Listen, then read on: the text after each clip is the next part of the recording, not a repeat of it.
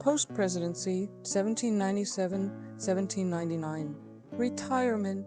Washington retired to Mount Vernon in March 1797 and devoted time to his plantations and other business interests. His plantation operations were only minimally profitable, and his lands in the West Piedmont were under Indian attacks and yielded little income, with squatters there refusing to pay rent. He attempted to sell these, but without success. He became an even more committed Federalist. He vocally supported the Alien and Sedition Acts and convinced Federalist John Marshall to run for Congress to weaken the Jeffersonian hold on Virginia. Washington grew restless in retirement, prompted by tensions with France. In a continuation of the French Revolutionary Wars, French privateers began seizing American ships in 1798, and relations deteriorated with France and led to the Quasi-War. Washington wrote to Secretary of War James McHenry, offering to organize President Adams' army. Adams nominated him for a lieutenant general commission on July 4, 1798, and the position of commander-in-chief of the armies. Washington served as the commanding general from July 13, 1798, until his death 17 months later. He participated in planning for a provisional army, but avoided involvement in details.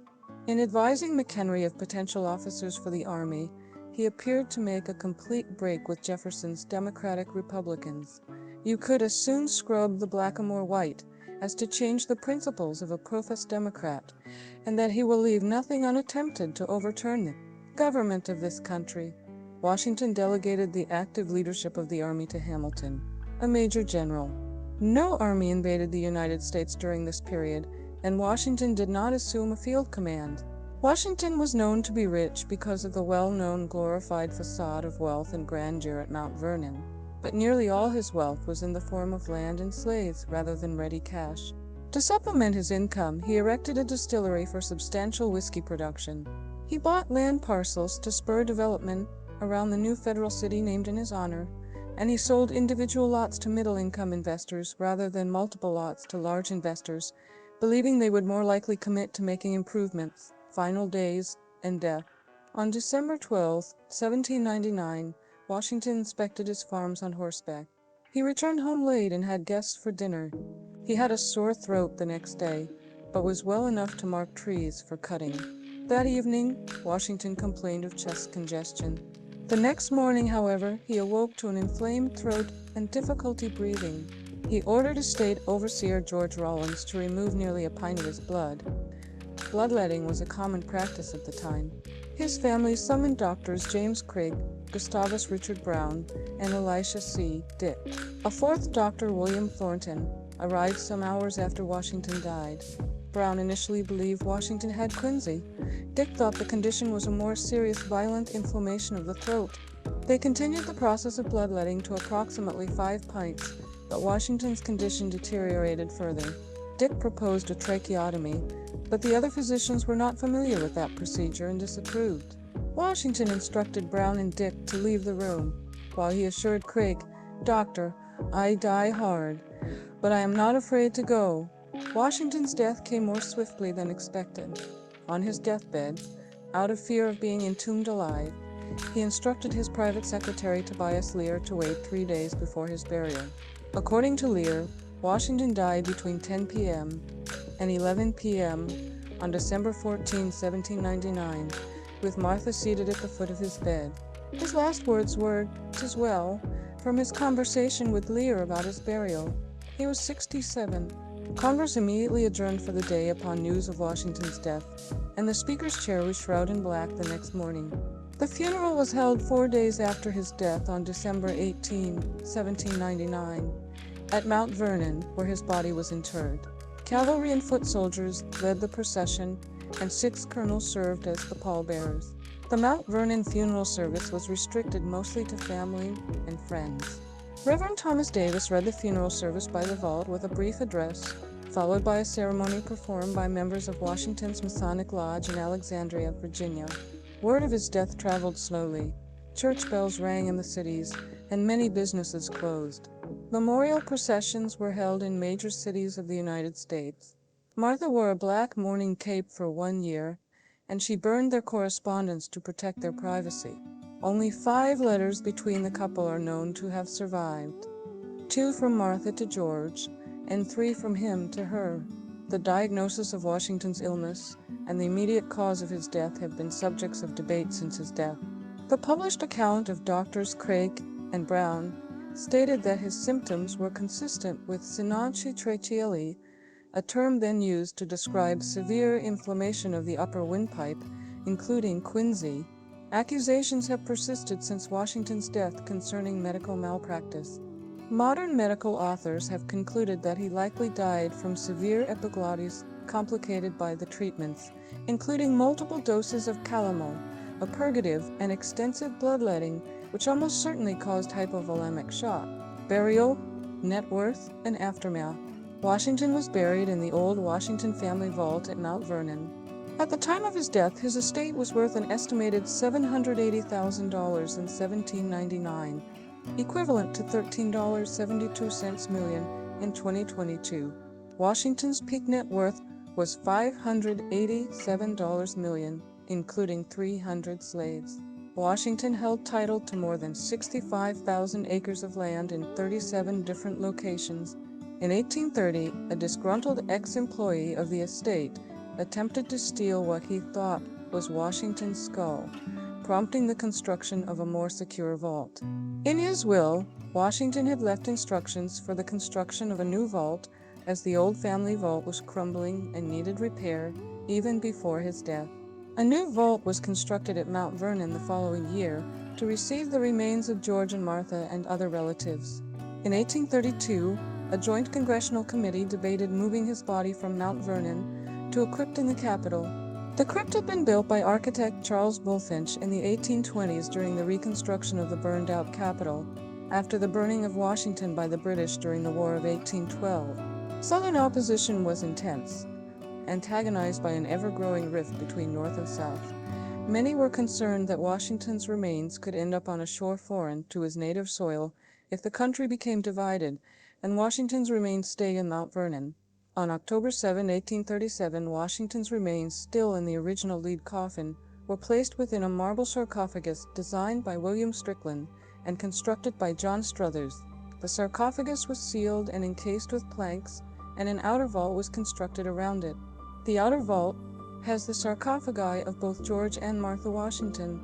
The inner vault has the remains of other Washington family members and relatives. Personal life. Washington was somewhat reserved in personality, but was known for having a strong presence.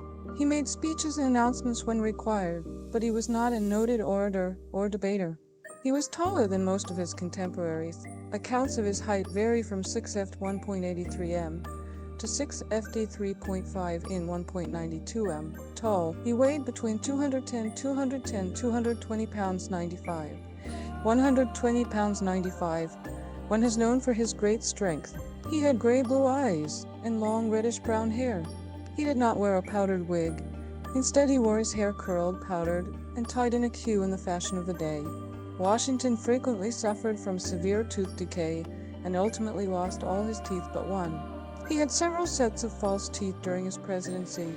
Contrary to common lore, these were not made of wood, but of metal, ivory, bone, animal teeth, and human teeth possibly obtained from slaves. These dental problems left him in constant pain, which he treated with laudanum.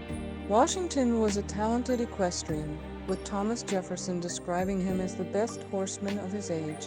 He collected thoroughbreds at Mount Vernon, his two favorite horses being Blueskin and Nelson.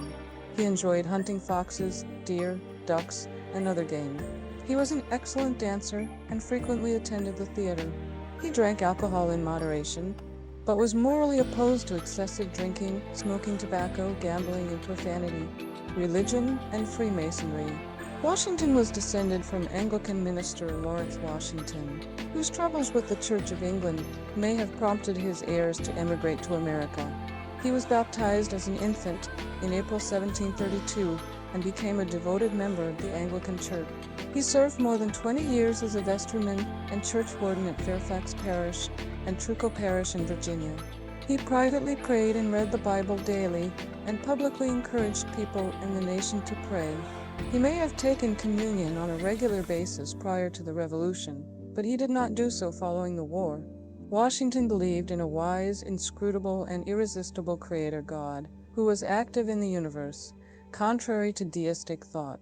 He referred to God in Enlightenment terms, including providence, the creator, or the Almighty, and the divine author or supreme being.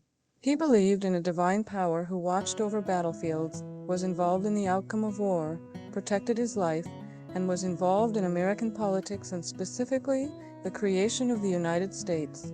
Historian Ron Chernow has argued that Washington avoided evangelistic Christianity or hellfire and brimstone speech along with communion or anything inclined to flaunt his religiosity, saying that he never used his religion as a device for partisan purposes or in official undertakings.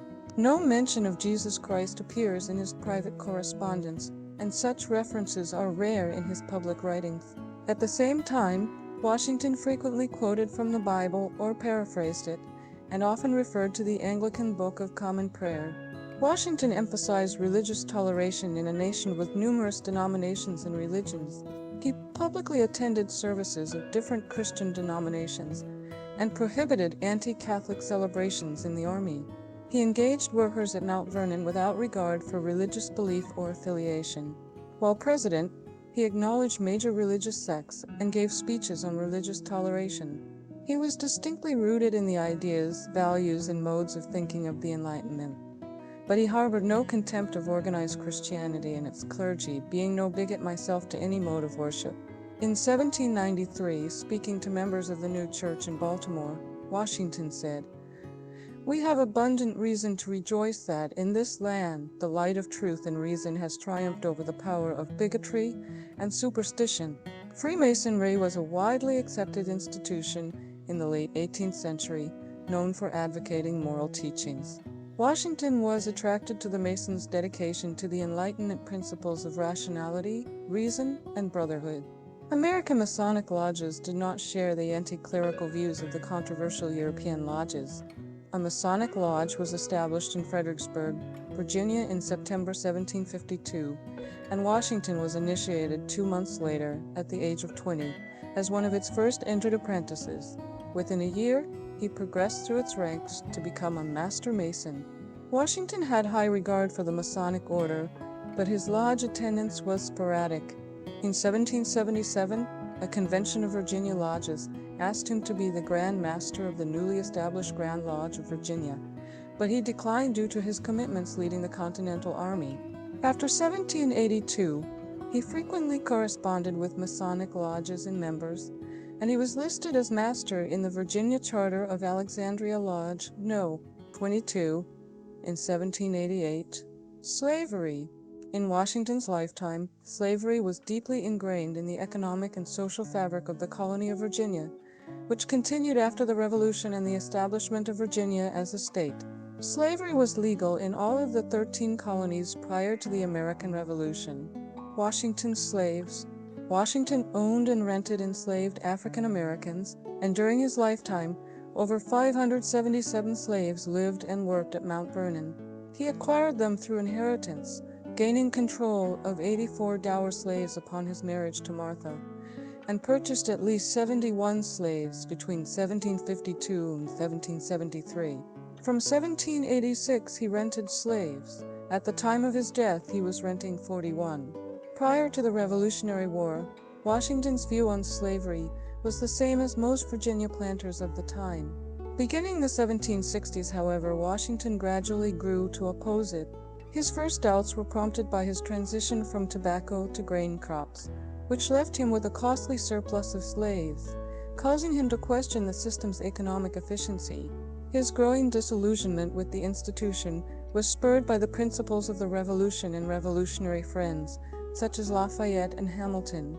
Most historians agree the Revolution was central to the evolution of Washington's attitudes on slavery. After 1783, Kenneth Morgan writes, Washington began to express inner tensions about the problem of slavery more frequently, though always in private. Regardless, Washington would remain dependent on slave labor to work his farms. The many contemporary reports of slave treatment at Mount Vernon are varied and conflicting. Historian Kenneth Morgan maintains that Washington was frugal on spending for clothes and bedding for his slaves, and only provided them with just enough food, and that he maintained strict control over his slaves, instructing his overseers to keep them working hard from dawn to dusk year-round. In contrast, historian Dorothy Toohig said, food, clothing, and housing seem to have been at least adequate. Washington faced growing debts involved with the costs of supporting slaves.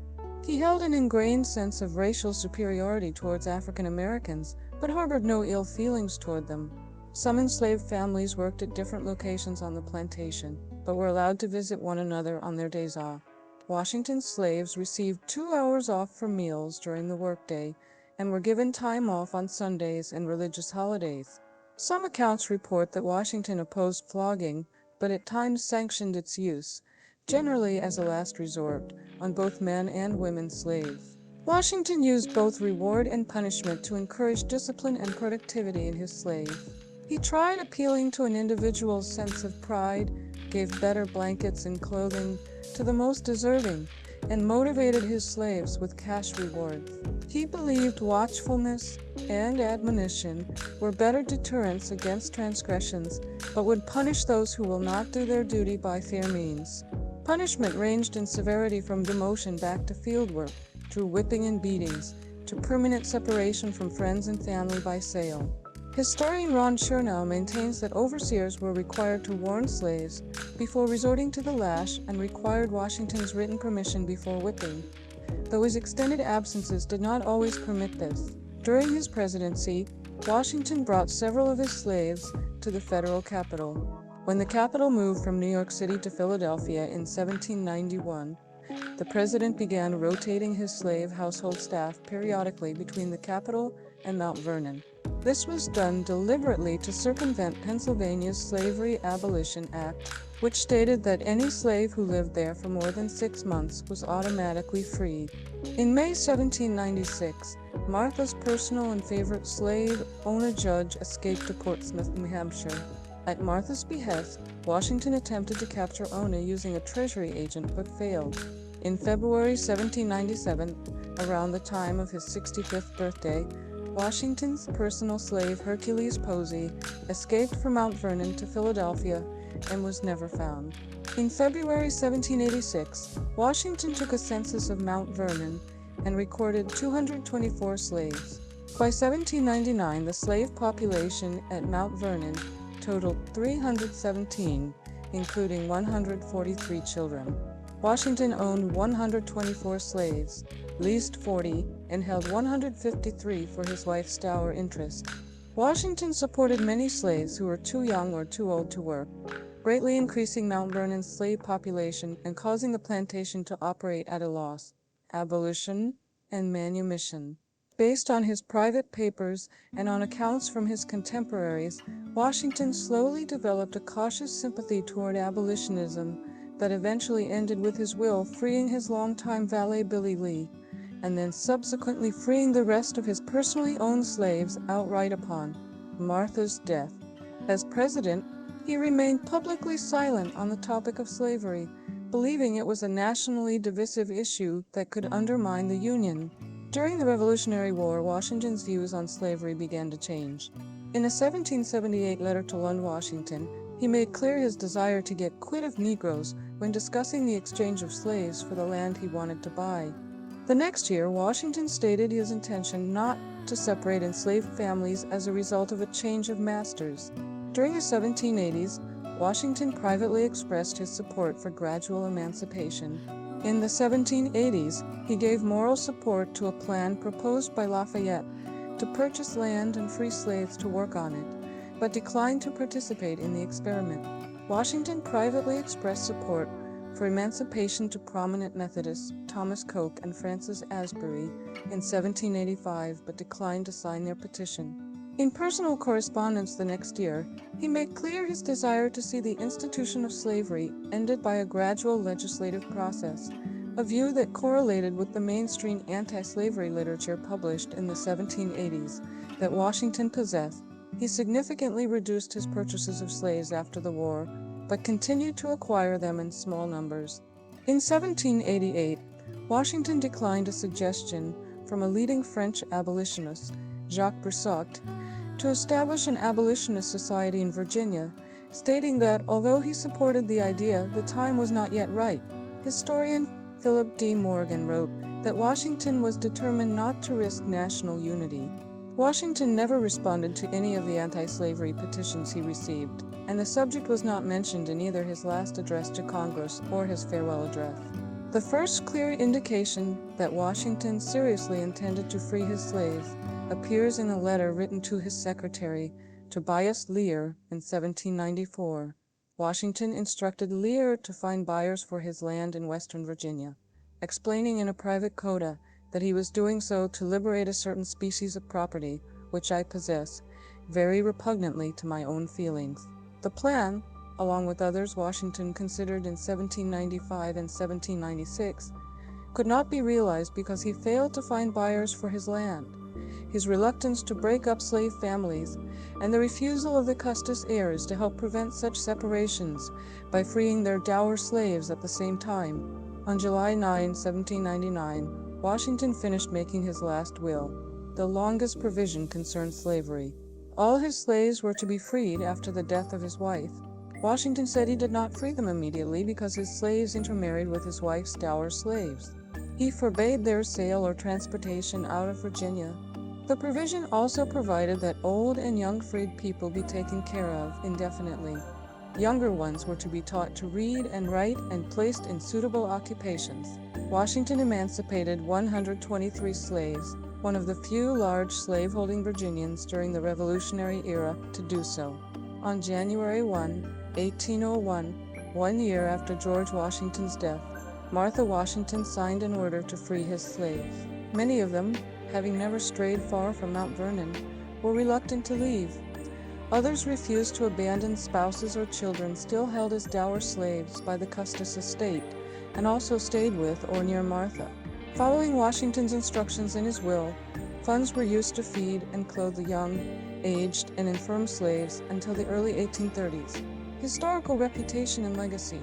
Washington's legacy endures as one of the most influential in American history since he served as Commander-in-Chief of the Continental Army, a hero of the Revolution, and the first President of the United States. Various historians maintain that he also was a dominant factor in America's founding.